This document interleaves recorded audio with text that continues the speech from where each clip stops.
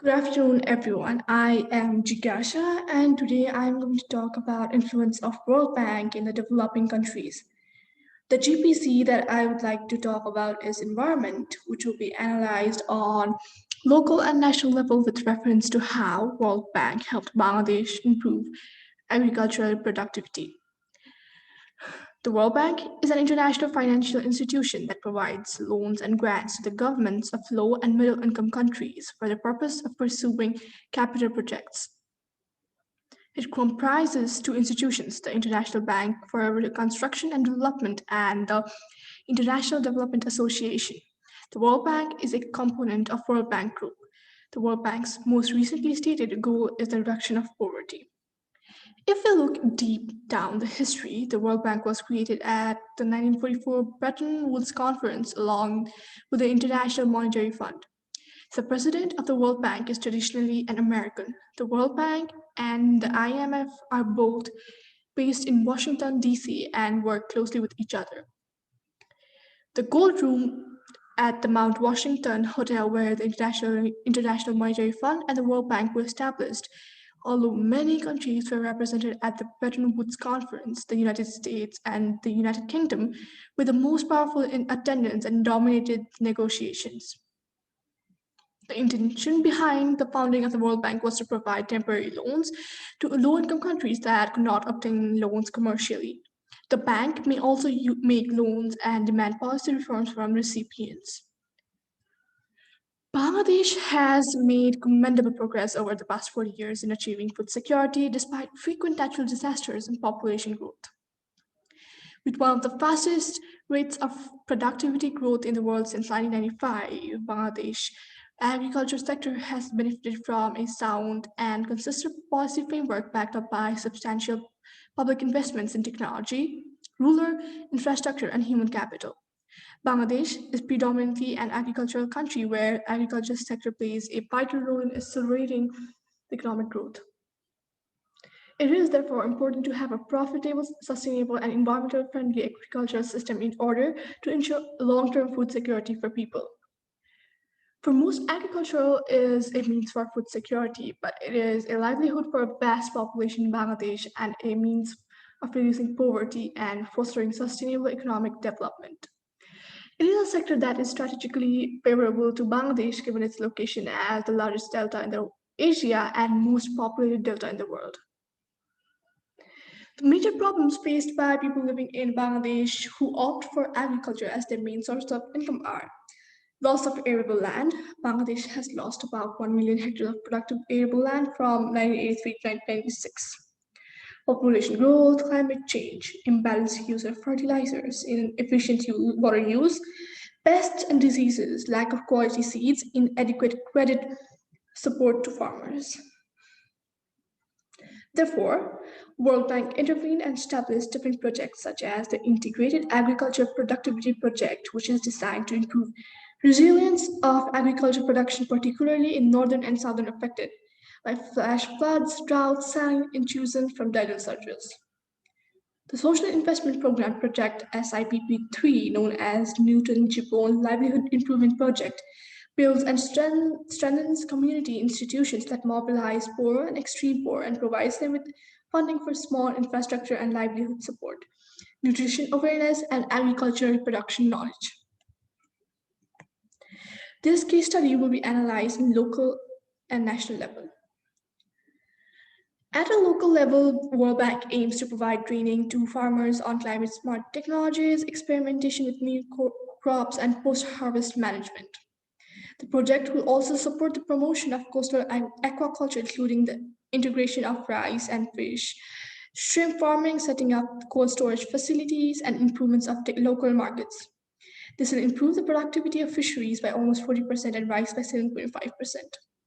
The local people who live nearby and are dependent on agriculture genuinely think that this project will be of great success and help the farmers uplift their standard of living and alleviate poverty. They extended their full support for this project. Another program run by World Bank that was a success back in 2007, the modern food storage facilities, when Bangladesh was facing a potential food security crisis because it was unable to procure rice on the international markets. It expanded and improved grain storage infrastructure and strengthened the management of grain stocks. On the national level, the Climate Smart Agriculture and Water Management Project rehabilitates and modernizes public flood control, drainage, and irrigation infrastructures. This will help improve irrigation and drainage service over 1,15,000 hectares where flood damage to crops will be reduced by 60%. The project will help increase the incomes of 1,70,000 poor people who are vulnerable to climate change. Half of the beneficiaries will be women who seem to be one of the most vulnerable groups. They will be provided with many advanced technologies and machineries which will make their day to day life easy. This will eventually increase the exports of the country and revenue will increase. The economic development of the country will lead to the increasement of pace of development as a country.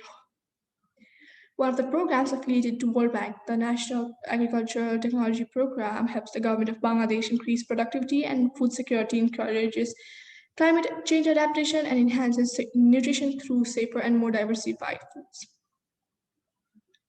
It focuses on better technology and farm production practices, and it targets smallholders and women's participation in agriculture.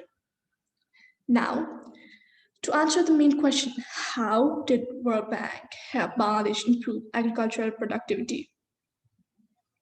They generally focused on the fields such as protection of arable land, which is very essential to review the present land use policy with the relevant experts, professionals, and farmers representatives and update it based on their comments and suggestions. The policy should as well be enacted with immediate effect with the provision of regular monitoring and evaluation. Population control. To arrest population growth, family planning services should be geared through field level workers and NGOs to reach all households across the country. More number of field workers needs to be deputed to provide such services. It is also necessary to provide enough birth control materials within the country to reduce dependence on import. The materials should be supplied in time to the field workers as per the requirement.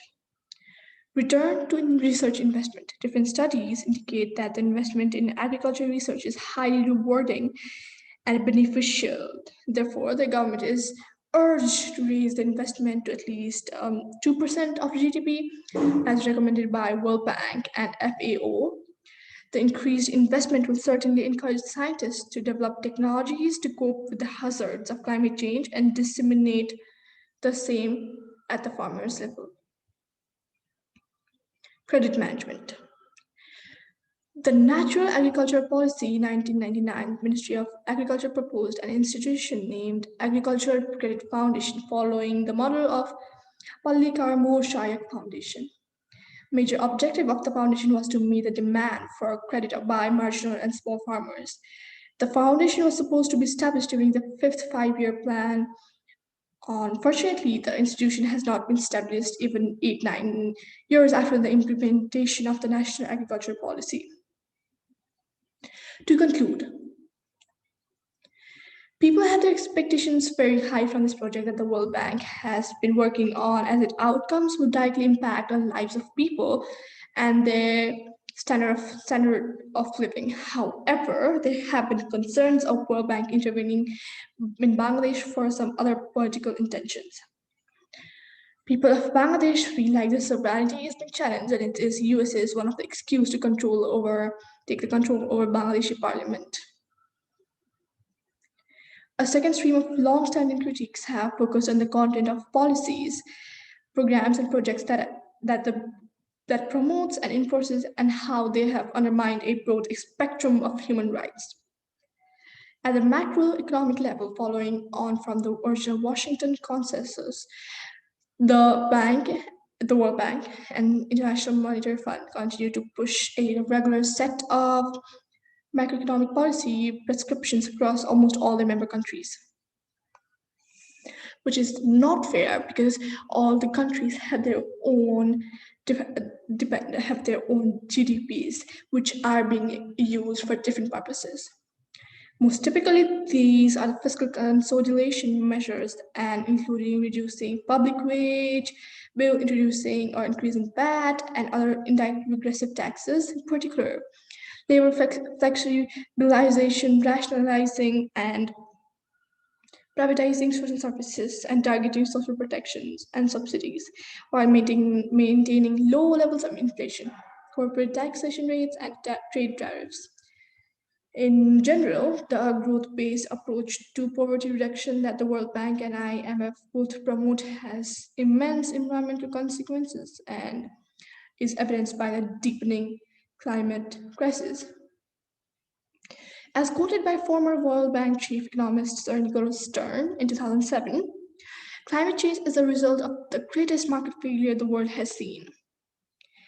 It is essential to review the present land use policy with the relevant experts, professionals, and farmers' representatives and update it based on their comments and suggestions. The policy should be enacted and put into operation immediately to stop further loss of arable land. Cost land that are arable should not be diverted for housing. It is highly imperative that the twin problem of arable land and land loss and population growth is addressed by the government simultaneously to ensure production sustainability and food security. Both the issues need to be categorically spelled out in the new national agricultural policy under preparation by Ministry of Agriculture. Strong political commitment must be ensured to implement the present climate change strategy and plan. It is also extremely important that poverty reduction strategy paper and sixth five-year plan under preparation contain clear provisions to address these issues. To encourage the use of balanced fertilizers, chemical fertilizers must be integrated with organic manures. The government should clearly spell out the need for balanced fertilizers in its new NEP in the interest of sustainable production. Farmers should as well be motivated to reduce their dependence on the use of chemical fertilizers and to maintain soil fertility. Thank you.